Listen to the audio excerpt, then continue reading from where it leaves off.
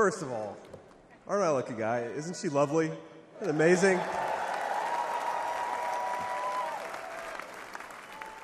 Greetings, Milwaukee, my fellow Americans and my fellow Republicans. My name is J.D. Vance from the great state of Ohio.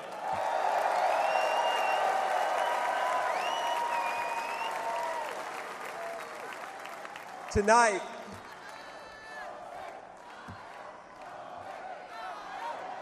O-H-I-O, O-H-I-O. You guys, we're gonna chill with the Ohio love. We got to win Michigan too here, so.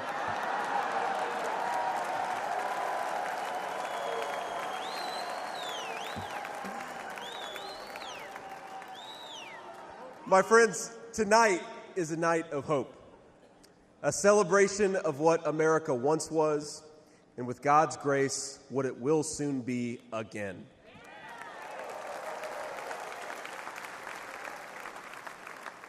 And it is a reminder of the sacred duty we have to preserve the American experiment, to choose a new path for our children and grandchildren. But as we meet tonight, we cannot forget that this evening could have been so much different. Instead of a day of celebration, this could have been a day of heartache and mourning. For the last 8 years, President Trump has given everything he has to fight for the people of our country.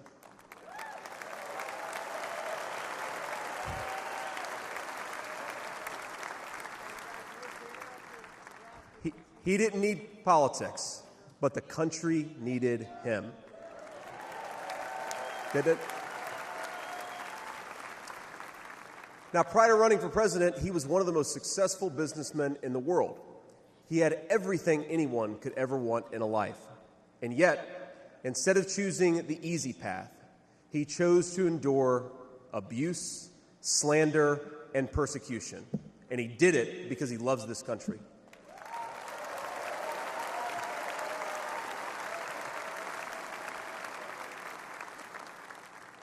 I want all Americans to go and watch the video of a would-be assassin coming a quarter of an inch from taking his life. Consider the lies they told you about Donald Trump, and then look at that photo of him, defiant, fist in the air. When Donald Trump rose to his feet in that Pennsylvania field, all of America stood with him.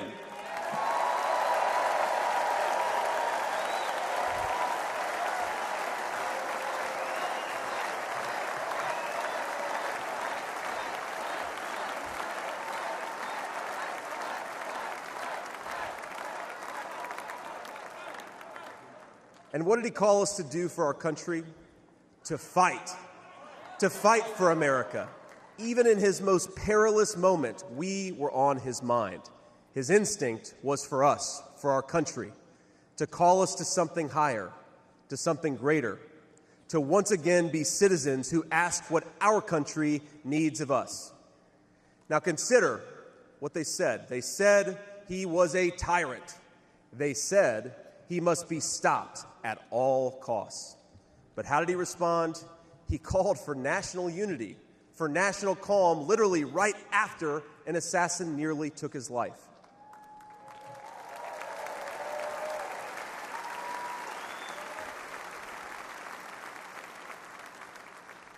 He remembered the victims of the terrible attack, especially the brave Corey Compertori, who gave his life to protect his family. God bless him. And then President Trump flew to Milwaukee and got back to work.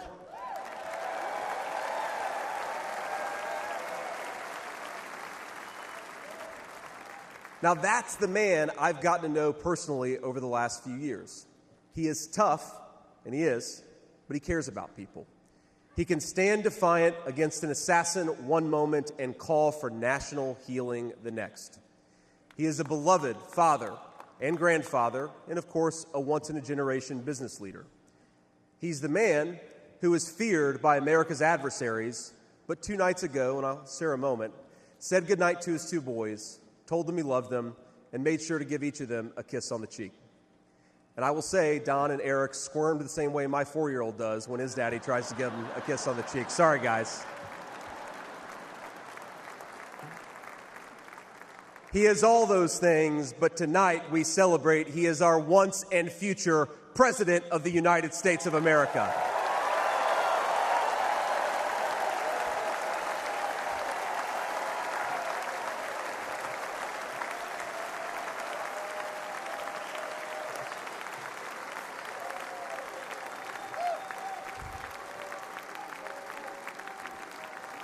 Now, I want to respond to his call for unity myself. We have a big tent in this party on everything from national security to economic policy. But my message to you, my fellow Republicans, is we love this country and we are united to win.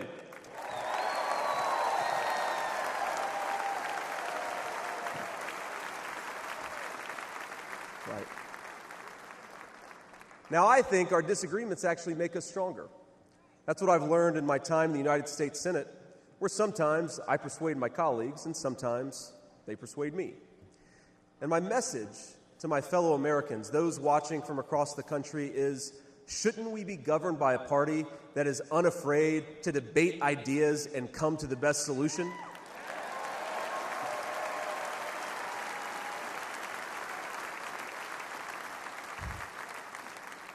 That's the Republican Party of the next 4 years, united in our love for this country and committed to free speech and the open exchange of ideas.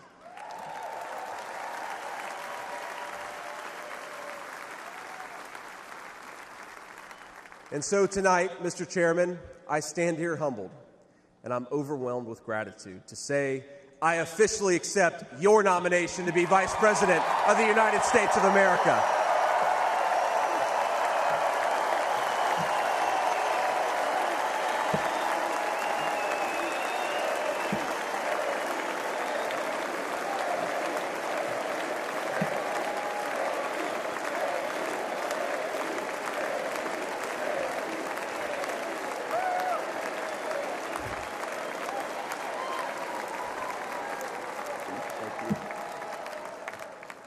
Now, never in my wildest imagination could I have believed that I'd be standing here tonight.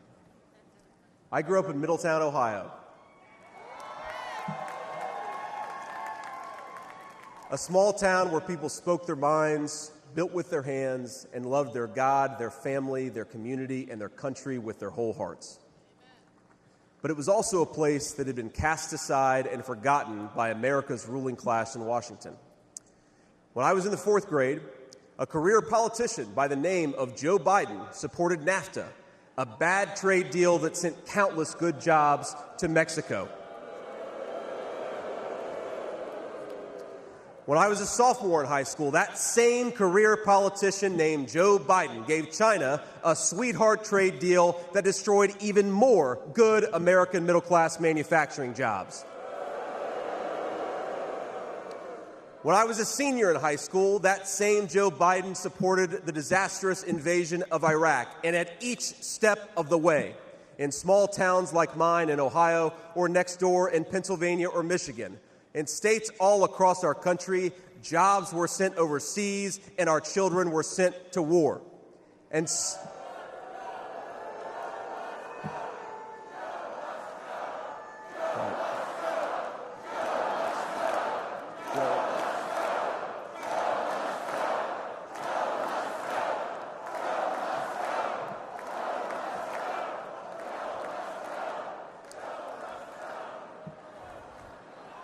I agree.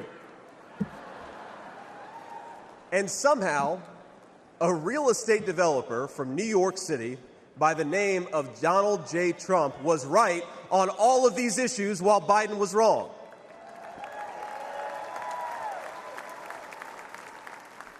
President Trump knew even then that we needed leaders who would put America first.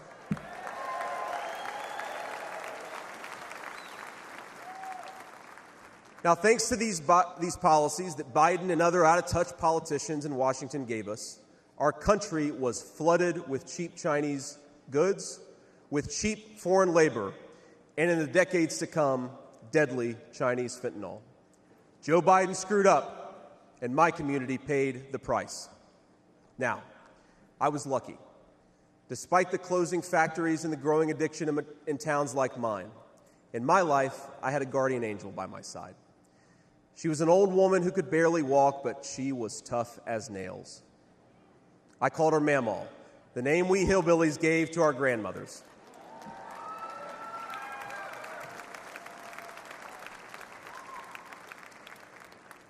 Mamaw raised me as my mother struggled with addiction. Mamaw was in so many ways a woman of contradiction. She loved the Lord, ladies and gentlemen. She was a woman of very deep Christian faith.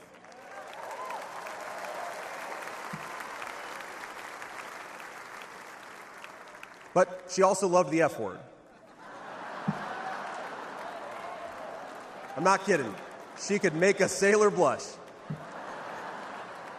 Now, she once told me, when she found out that I was spending too much time with a local kid who was known for dealing drugs, that if I ever hung out with that kid again, she would run him over with her car.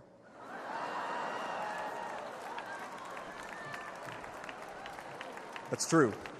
And she said, JD, no one will ever find out about it.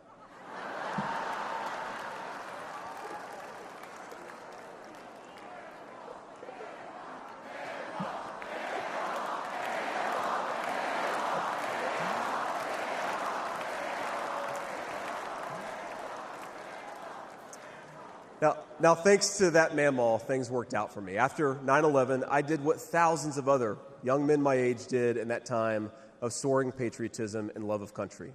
I enlisted in the United States Marines.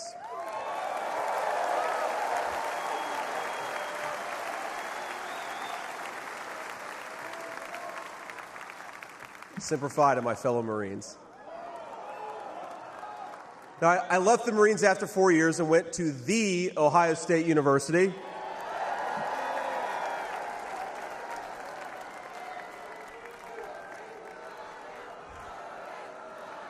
I'm sorry, Michigan. I had to get that in there.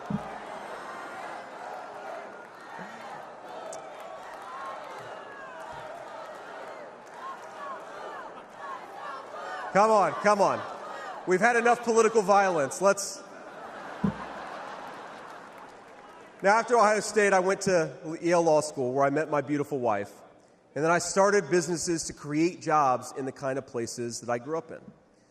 Now, my work taught me that there is still so much talent and grit in the American heartland. There really is. But for these places to thrive, my friends, we need a leader who fights for the people who built this country.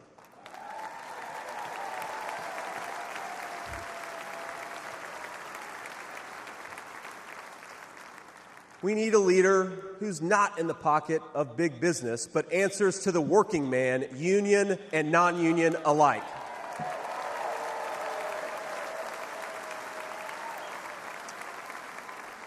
A leader who won't sell out to multinational corporations, but will stand up for American companies and American industry.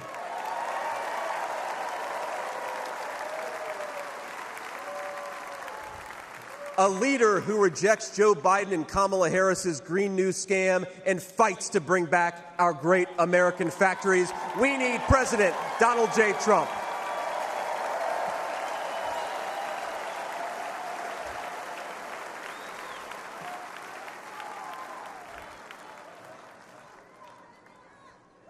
Some people tell me I've lived the American dream, and of course they're right, and I'm so grateful for it. But the American dream that always counted most was not starting a business or becoming a senator or even being here with you fine people, though it's pretty awesome. My most important American dream was becoming a good husband and a good dad, of being able to give.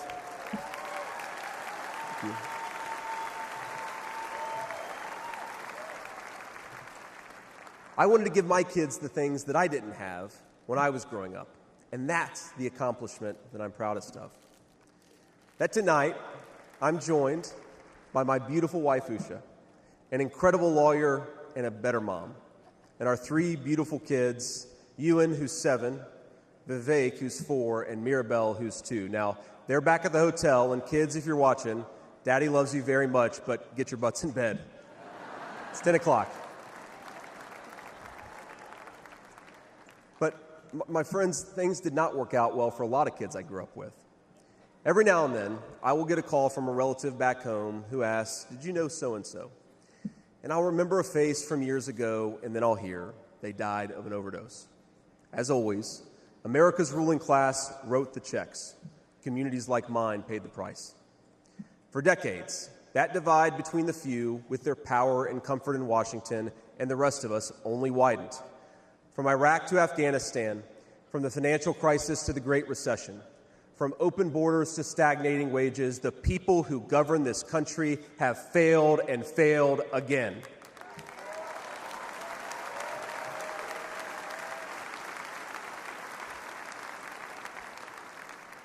That is, of course, until a guy named Donald J. Trump came along.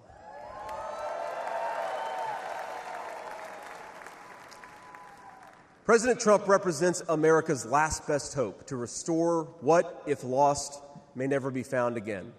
A country where a working-class boy born far from the halls of power can stand on this stage as the next vice president of the United States of America.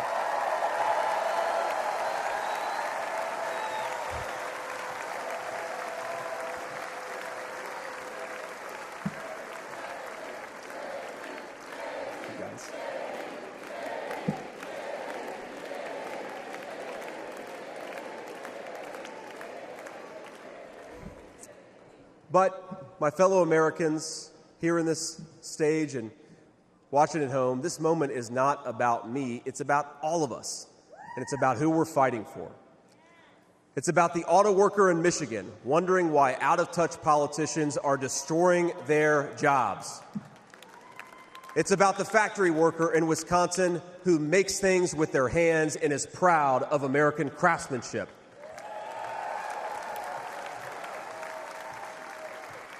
It's about the energy worker in Pennsylvania and Ohio who doesn't understand why Joe Biden is willing to buy energy from tin-pot dictators across the world when he could buy it from his own citizens right here in our own country.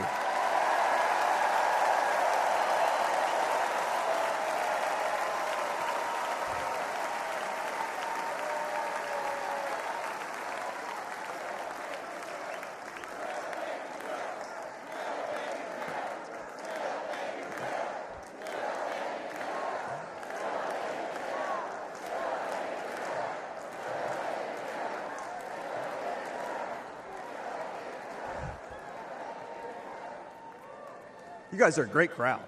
Wow. And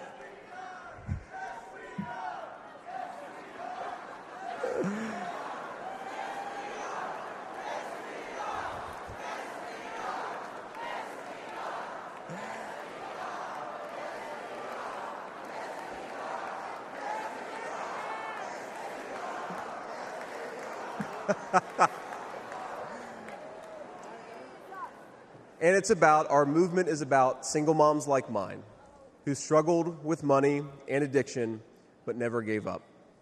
And I'm proud to say that tonight my mom is here, 10 years clean and sober. I love you, Mom.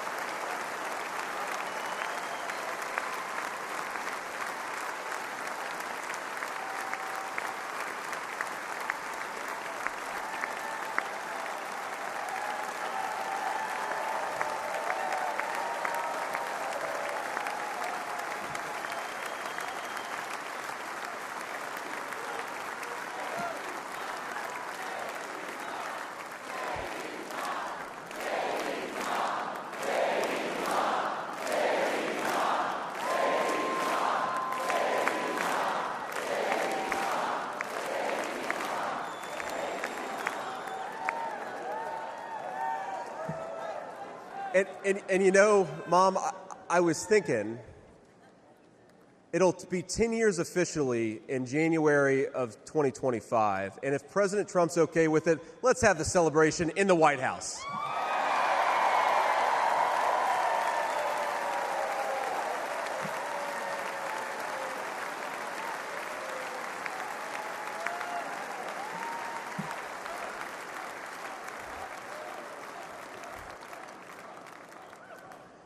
And our movement, ladies and gentlemen, it's about grandparents all across this country who are living on Social Security and raising grandchildren they didn't expect to raise. And while we're on the topic of grandparents, let me tell you another Mamaw story. Now, my Mamaw died shortly before I left for Iraq in 2005. And when we went through her things, we found 19 loaded handguns. They were...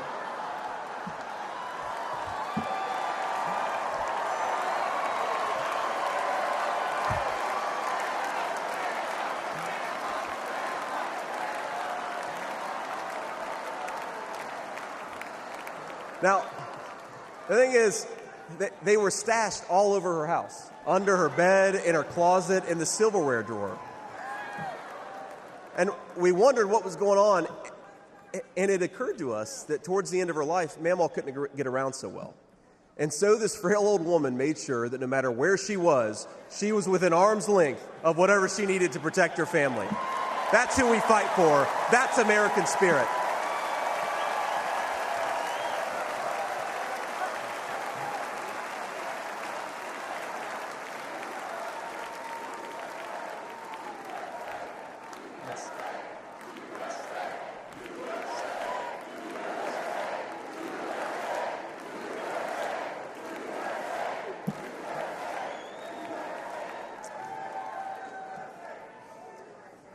Now, Joe Biden has been a politician in Washington for longer than I've been alive, 39 years old.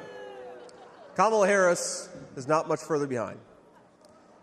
For half a century, he's been the champion of every major policy initiative to make America weaker and poorer.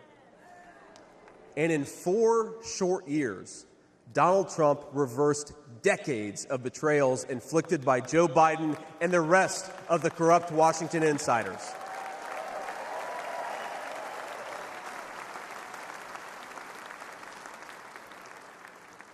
He created the greatest economy in history for workers.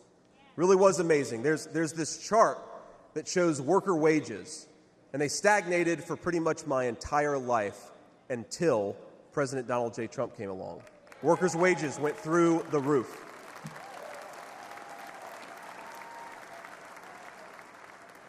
And just imagine what he's going to do when we give him 4 more years.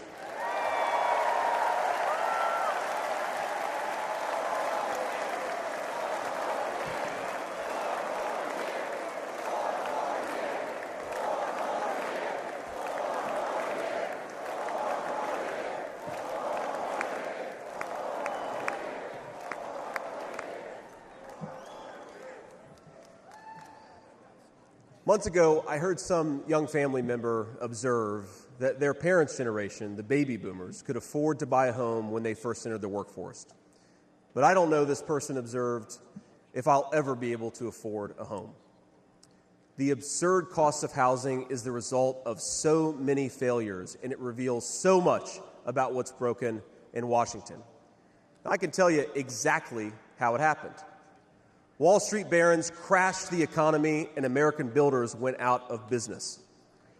As tradesmen scrambled for jobs, houses stopped being built. The lack of good jobs, of course, led to stagnant wages. And then the Democrats flooded this country with millions of illegal aliens. So citizens had to compete with people who shouldn't even be here for precious housing. Joe Biden's inflation crisis, my friends, is really an affordability crisis. And many of the people that I grew up with can't afford to pay more for groceries, more for gas, more for rent, and that's exactly what Joe Biden's economy has given them.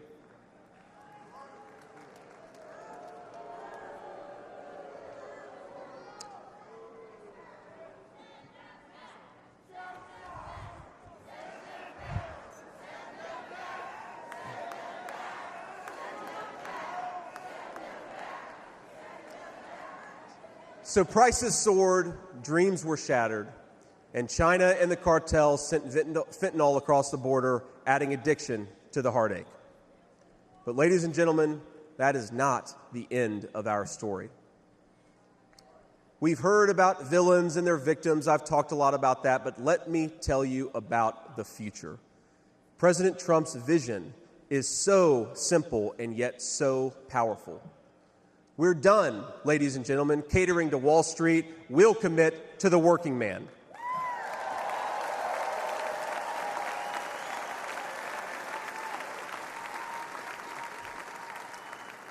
We're done importing foreign labor. We're going to fight for American citizens and their good jobs and their good wages.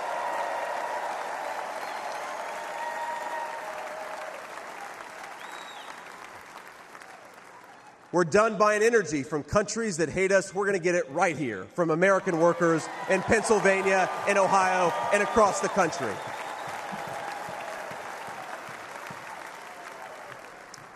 We're done sacrificing supply chains to unlimited global trade, and we're going to stamp more and more products with that beautiful label, Made in the USA.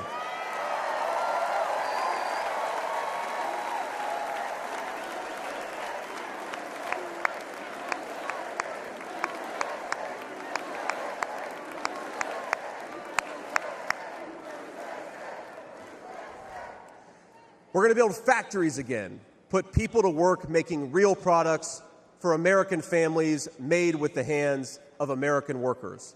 Together, we will protect the wages of American workers and stop the Chinese Communist Party from building their middle class on the backs of American citizens.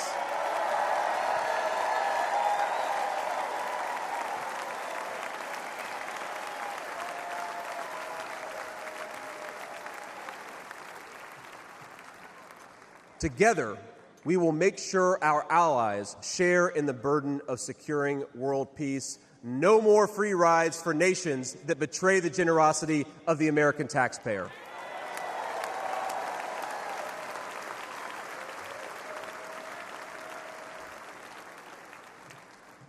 Together, we will send our kids to war only when we must. But as President Trump showed with the elimination of ISIS and so much more, when we punch, we're going to punch hard.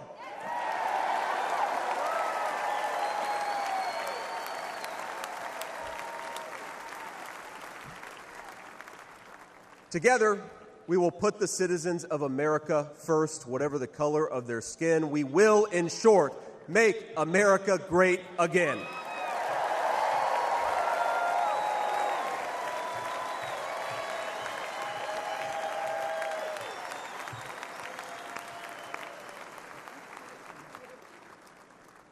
You know, one of the things that you hear people say sometimes is that America is an idea.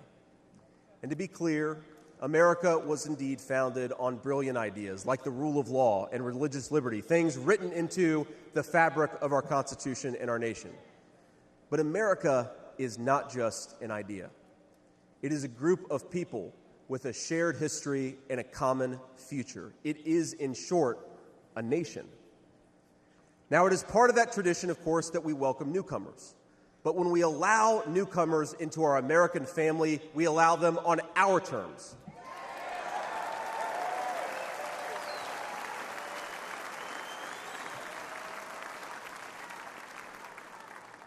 That's the way we preserve the continuity of this project from 250 years past to hopefully 250 years in the future.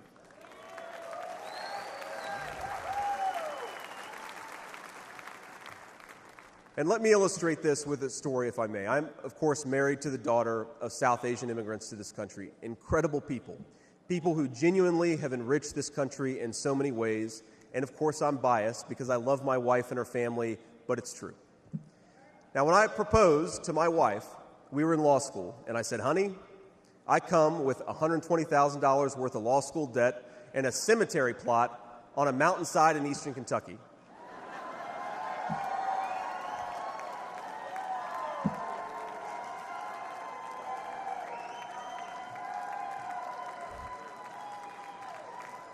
And I guess standing here tonight, it's just gotten weirder and weirder, honey. But that's what she was getting. Now, that cemetery plot in eastern Kentucky is near my family's ancestral home. And like a lot of people, we came from the mountains of Appalachia into the factories of Ohio, Pennsylvania, Michigan, and Wisconsin.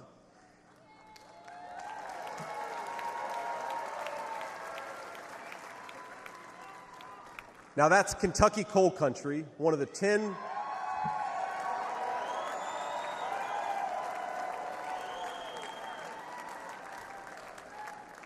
Now, it's one of the 10 poorest counties in the entire United States of America. They are very hardworking people, and they're very good people. They're the kind of people who would give you the shirt off their back even if they can't afford enough to eat. And our media calls them privileged and looks down on them. But they love this country not only because it's a good idea, but because in their bones they know that this is their home. And it will be their children's home, and they would die fighting to protect it.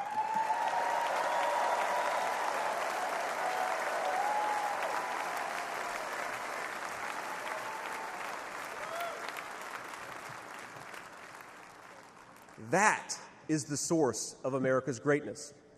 As a United States Senator, I get to represent millions of people in the great state of Ohio with similar stories, and it is the great honor of my life. Now, in that cemetery, there are people who were born around the time of the Civil War.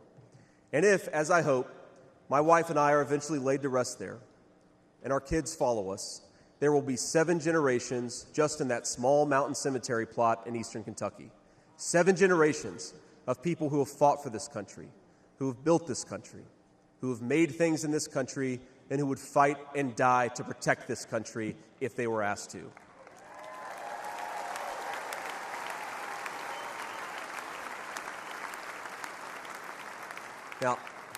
Now that's not just an idea, my friends. That's not just a set of principles. Even though the ideas and the principles are great, that is a homeland. That is our homeland.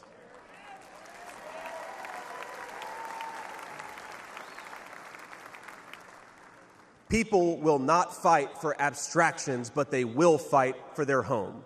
And if this movement of ours is going to succeed, and if this country is going to thrive, our leaders have to remember that America is a nation and its citizens deserve leaders who put its interests first.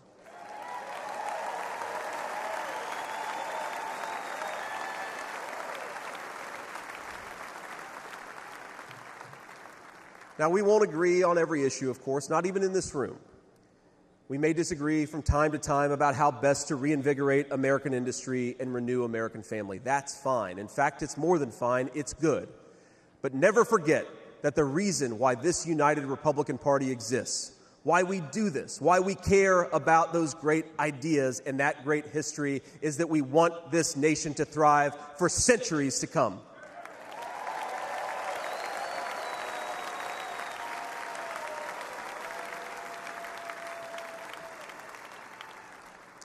Now, eventually in that mountain cemetery, my children will lay me to rest.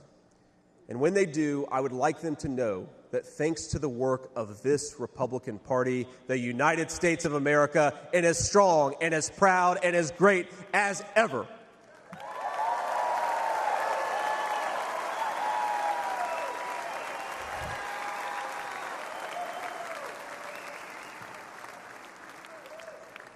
That is who we serve, my friends. That is who we fight for. And the only thing that we need to do right now, the most important thing that we can do for those people, for that American nation that we all love, is to re-elect Donald J. Trump, President of the United States.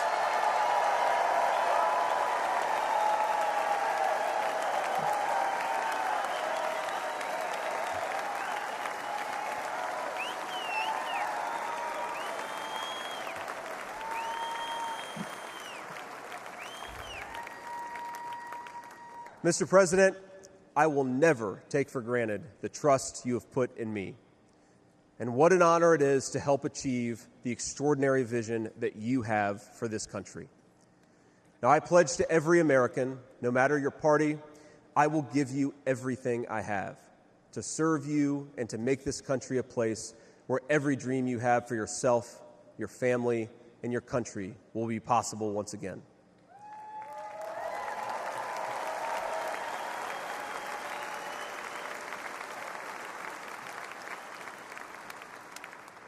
And I promise you one more thing. To the people of Middletown, Ohio, and all the forgotten communities in Michigan, Wisconsin, Pennsylvania, and Ohio, and every corner of our nation, I promise you this. I will be a vice president who never forgets where he came from.